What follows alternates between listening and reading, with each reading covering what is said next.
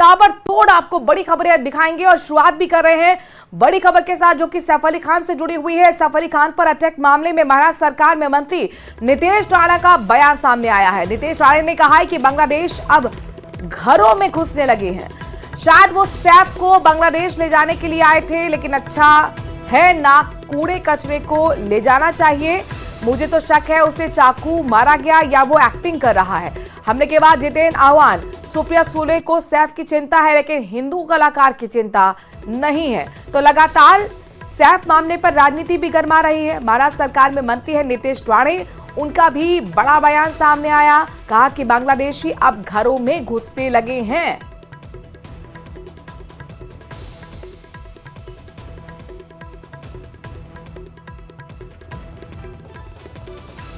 बघा त्या बांगलादेश पहिले काय करतात त्या मुंबईमध्ये, त्या सैफ अली खानच्या घरात घुसले। म्हणजे नालायक बघा किती आहेत। पहिलं फक्त नाक्यावर उभं राहायचे, आता घरात घुसायला लागलेले आहेत। कदाचित त्याला घेऊन जायला आले असतील, हे गाडी लेकी जाऊ मारायचा सांगायला तो एवढा तो असा बाहेरून चालत होता। मलाच संशय राहिला काय घरात चाकू मारला ते ह्यांनी कुठेतरी असंच ऍक्टिंग करून बाहेर निघाला, असं टुन करून असतंय ते। पण आजूबाजूला बघा, जेव्हा कुठल्या खानवर त्रास होतो, कुठल्या शाहरुख खान असेल, सैफ अली खान असेल, बघा सगळे कसे टिवटिव करायला लागतात। पण कुठल्या हिंदू कलाकारावर, कुठल्या त्या सुशांत सिंग राजपूतवर काय झालं, तो तुझ्या मुंबऱ्याच्या जितो नायबाला बिळाच्या बाहेर। फिल्म जगत के 3 बड़े कलाकारों को धमकी से भरा हुआ एक बार फिर मेल आया है और धमकी की वजह से बॉलीवुड में दहशत फैल गई है। पाकिस्तान से ईमेल के जरिए एक्टर कपिल शर्मा, राजपाल यादव, सुगंधा मिश्रा और कोरियोग्राफर रेमो डिसूजा को जान से मारने की धमकी दी गई है। धमकी भरे ईमेल में आखिर में विष्णु लिखा हुआ है, जिससे धमकी के पीछे लॉरेंस बिश्नोई गैंग के होने का शक जताया जा रहा है। तो कई बड़े कलाकारों को जान से मारने की धमकी मिली है। फिल्म जगत के 3 बड़े कलाकारों को धमकी से फिर एक बार बॉलीवुड में दहशत फैल गई है। पाकिस्तान से ईमेल के जरिए इन एक्टर्स को धमकी दी गई। कपिल शर्मा, राजपाल यादव, सुगंधा मिश्रा और साथ ही कोरियोग्राफर रेमो डिसूजा को जान से मारने की धमकी दी गई है। ये ईमेल जो है उसमें विष्णु नाम के शख्स ने बताया जा रहा है कि जाहिर तौर पर विष्णु लिखा हुआ है ईमेल के आखिर में, तो इसीलिए ये धमकी के पीछे माना यह जा रहा है कि लॉरेंस बिश्नोई गैंग का हाथ हो सकता है। इस तरीके का शक गहराता जा रहा है। फिल्म जगत के बड़े कलाकारों को धमकी, जान से मारने की धमकी। एक बार फिर बॉलीवुड गलियारों में खलबली मच गई है। फिल्म जगत के कई बड़े नाम, जिसमें कपिल शर्मा का नाम है, राजपाल यादव है और इसके साथ साथ सुगंधा मिश्रा और रेमो डिसूजा को भी जान से मारने की धमकी मिली। ईमेल के जरिए धमकी दी गई है, जिसमें बताया जा रहा है कि पाकिस्तान से ईमेल आया है और ईमेल के आखिर में विष्णु लिखा हुआ है। मुंबई के ओशाविरा और अंबोली में अब इस खिलाफ इस मामले में दर्ज एफआईआर में लगातार कार्रवाई को अंजाम पुलिस दे रही है।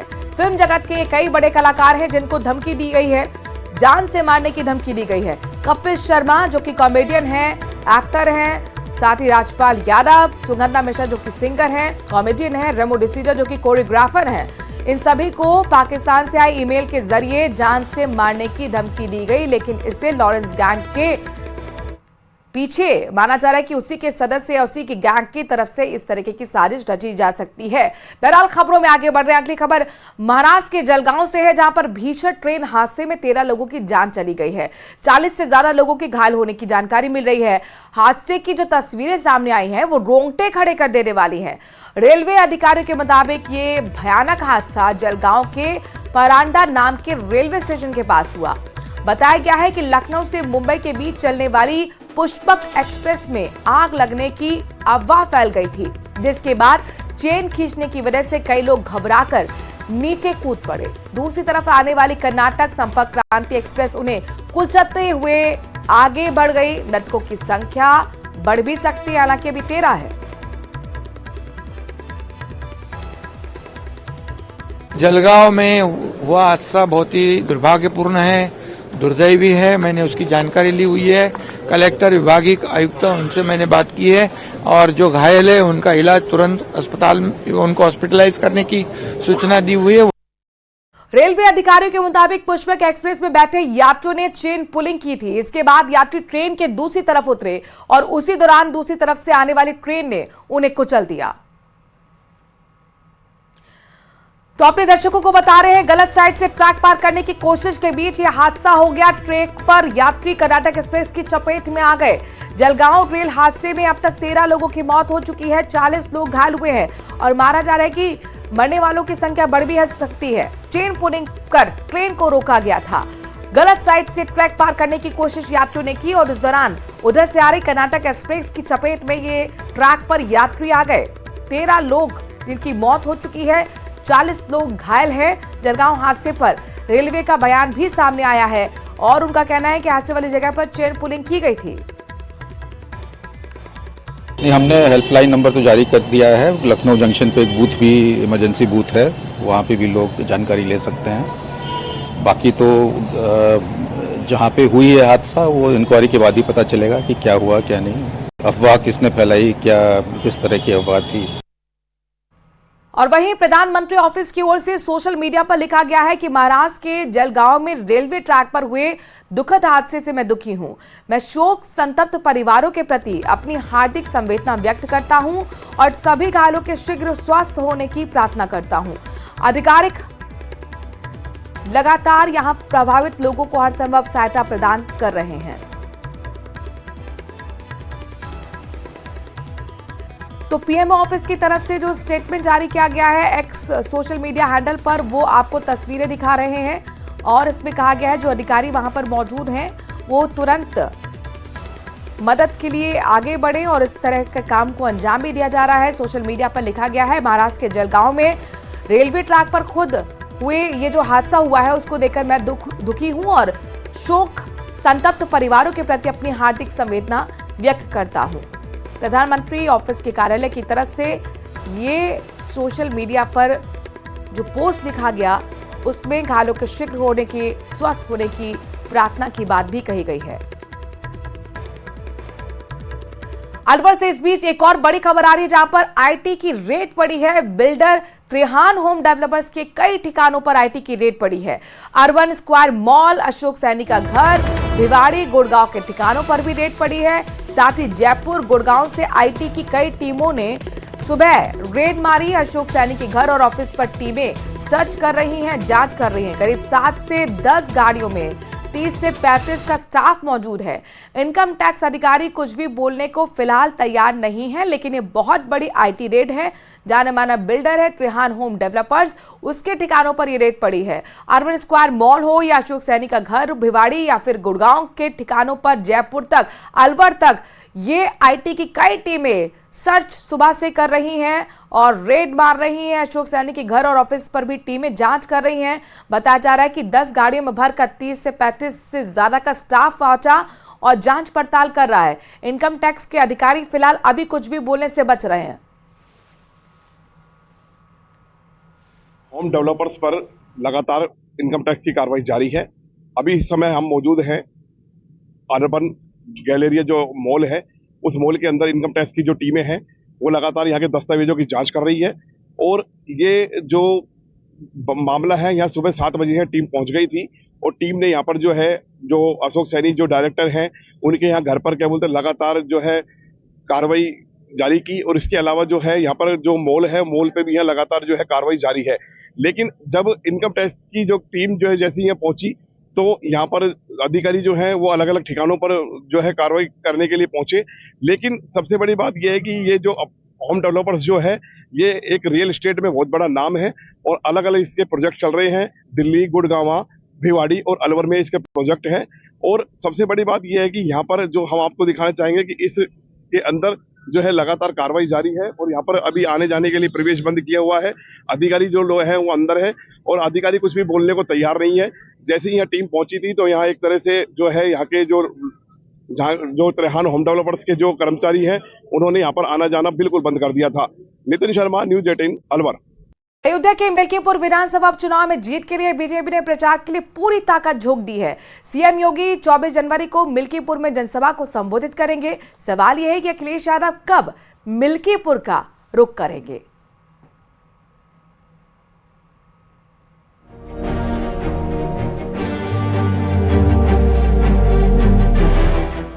सीएम योगी 24 जनवरी को मिल्कीपुर में जनसभा को संबोधित करेंगे। हैरिंगटनगंज के पलिया चौराहे पर होगी। उपचुनाव की तारीखों का ऐलान होने के बाद ये सीएम योगी की मिल्कीपुर में पहली जनसभा होगी।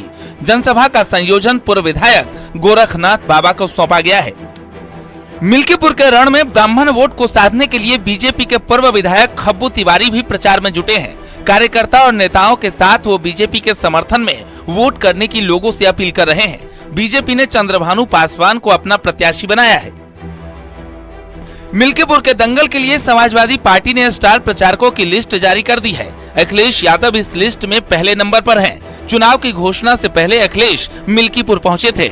वहीं सीएम योगी लोकसभा चुनाव में अयोध्या सीट हारने के बाद से 6 बार अयोध्या का दौरा कर चुके हैं। 24 जनवरी को योगी फिर से मिल्कीपुर में प्रचार करने पहुंच रहे हैं। ऐसे में सवाल ये है कि अखिलेश यादव कब मिल्कीपुर का रुख करेंगे। मिल्कीपुर का इकलौता चुनाव है। भारतीय जनता पार्टी ने अपनी पुलिस आगे कर दी है। एसओसीओ को निर्देश दे दिए हैं। डीएम एसपी पूरा इशारे पे लखनऊ के चल रहे हैं। वहां की आम जनता कह रही है, आम लोग, और आप भी जब गए होंगे, आपके सहयोगी गए होंगे, तो वो यही कह रही है जनता कि निष्पक्ष चुनाव होगा तो ऐतिहासिक जीत समाजवादी पार्टी की होने जा रही है। मिल्कीपुर विधानसभा सीट भले ही दलित समुदाय के लिए आरक्षित हो, लेकिन जीत का मंत्र दूसरी जातियों के वोट बैंक में छिपा है। यहाँ के उपचुनाव में DMY फॉर्मूला यानी दलित, मुस्लिम और यादव वोटों से ज्यादा अहम BP समीकरण है, मतलब ब्राह्मण और पिछड़ा वोट बैंक। यूपी सरकार में मंत्री OP राजभर का कहना है कि समाजवादी पार्टी ने चुनाव लड़ने से पहले ही अपनी हार मान ली है। अब पिछली बार जो 9 विधानसभा सीटों के बाई इलेक्शन हुए, उसमें जो उन्होंने सीसा, मऊ और करहल जीता, तो वो लोग वहां धांधली करके जीते कि जनता के वोट से जीते? अगर वो कह रहे हैं धांधली हुई, तो ये 2 सीटें कैसे जीते? धांधली हुई करके आप जीते हो। तो आप धांधली कर रहे हो, उस नाते आप जानते हो। चुनाव आयोग निष्पक्ष चुनाव कराने के लिए कटिबद्ध है। सरकार भी चुनाव आयोग के साथ निष्पक्ष चुनाव कराने के लिए तैयार है। विपक्ष 2 ही अभी जानता है कि चुनाव के बाद हम हारेंगे, तो पहले ही से वो रोना रो रहे हैं। मिल्कीपुर विधानसभा का उपचुनाव एसपी और बीजेपी दोनों के लिए प्रतिष्ठा का सवाल बन चुका है। एसपी जहां मिल्कीपुर की जीत से अयोध्या लोकसभा जीत का संदेश बरकरार रखना चाहती है, वहीं बीजेपी अयोध्या लोकसभा सीट गंवाने के बाद मिल्कीपुर विधानसभा का उपचुनाव जीतकर 2027 के लिए संदेश देना चाहती है। राजनीति के जानकार भी मान रहे हैं कि मिल्कीपुर के चुनाव को लेकर दोनों पार्टियां न सिर्फ अपने प्रभाव का इस्तेमाल करेंगी, बल्कि ये चुनाव दोनों पार्टियों के सियासी आइडियोलॉजी का भी इम्तिहान होगा। मसलन कि भाजपा के नेता उत्तर प्रदेश के मुख्यमंत्री बार बार मिल्कीपुर जा रहे हैं, बार बार कैंपेन कर रहे हैं, मंत्रियों की टीम लगा रखी है, पदाधिकारियों की टीम लगाई है, विधायकों की टीम लगा दी है। दूसरी तरफ समाजवादी पार्टी के अध्यक्ष अखिलेश यादव नहीं गए हैं वहां। अवधेश प्रसाद जो लोकसभा सदस्य हैं, जिनका पुत्र समाजवादी पार्टी का उम्मीदवार है, वो मिल्कीपुर में जमे हुए हैं और पार्टी के अपने पदाधिकारियों को उन्होंने लगा रखा है। मिल्कीपुर में 5 फरवरी को वोटिंग है। अखिलेश यादव भी प्रचार की धार को तेज करने वाले हैं। ऐसे में माना जा रहा है कि एसपी के पीडीए वर्सेस बीजेपी के डीपीए की इस लड़ाई का अंत नए सियासी समीकरण तैयार करेगा। मिल्कीपुर विधानसभा का उपचुनाव कोई आम चुनाव इसलिए भी नहीं है क्योंकि समाजवादी पार्टी और भारतीय जनता पार्टी की नाक की लड़ाई है। भारतीय जनता पार्टी चाहती है कि इस चुनाव को जीतकर वो फैजाबाद लोकसभा का बदला ले ले, जबकि समाजवादी पार्टी इस सीट को जीतकर न सिर्फ एक संदेश देना चाहती है, बल्कि ये साबित करना चाहती है कि अभी भी फैजाबाद और मिल्कीपुर की जनता उनके साथ है। ऐसे में सवाल यही कि भारतीय जनता पार्टी और समाजवादी पार्टी में से कौन सी पार्टी इस चुनाव को जीतेगी। साथ ही सवाल ये भी कि क्या अखिलेश यादव इस सीट पर अपना पूरा जोर लगाएंगे ताकि वो पार्टी को एक नया संदेश दे पाएं। कैमरा पर्सन मनोज शाही के साथ अलाउद्दीन, न्यूज़ 18 लखनऊ।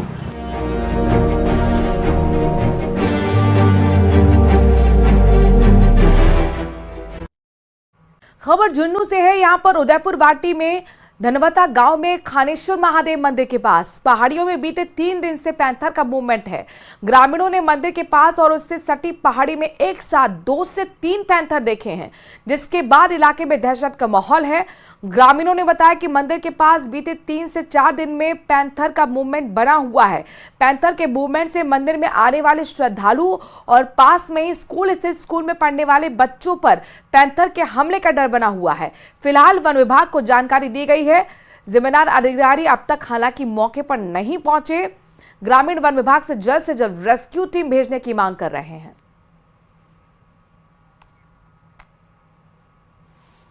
दनावता का मायने 3 पैंथर ही 3-4 दिन से तो लगातार मैं ही देख रहे हैं कि अड़े पास का माए स्कूल है। स्कूल का मायने है जो छोटा छोटा टाबरा ही टाबरा का है जो कोई नुकसान हो जाए और हो जाए कनोकरा में 10-11 दिन से तो मैं देख रही हूँ।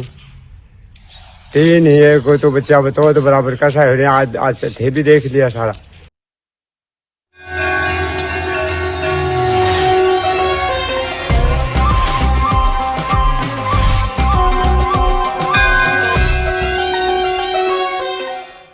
और अब बात महाकुंभ की करते हैं। महाकुंभ में लगातार श्रद्धालु की भीड़ उमड़ रही है। बुधवार को 10वें दिन महाकुंभ में करीब 50 लाख श्रद्धालु ने डुबकी लगाई। अब तक 9.25 करोड़ से ज्यादा लोग महाकुंभ में स्नान भी कर चुके हैं। महाकुंभ पहुंच रहे लोगों में जबरदस्त उत्साह देखने को मिल रहा है। मौसम की मार भी लोगों के उत्साह को कम नहीं कर पा रही। महाकुंभ में लाखों लोग घने कोहरे के बीच त्रिवेणी घाट पर आस्था की डुबकी लगाने पहुंचे हुए हैं।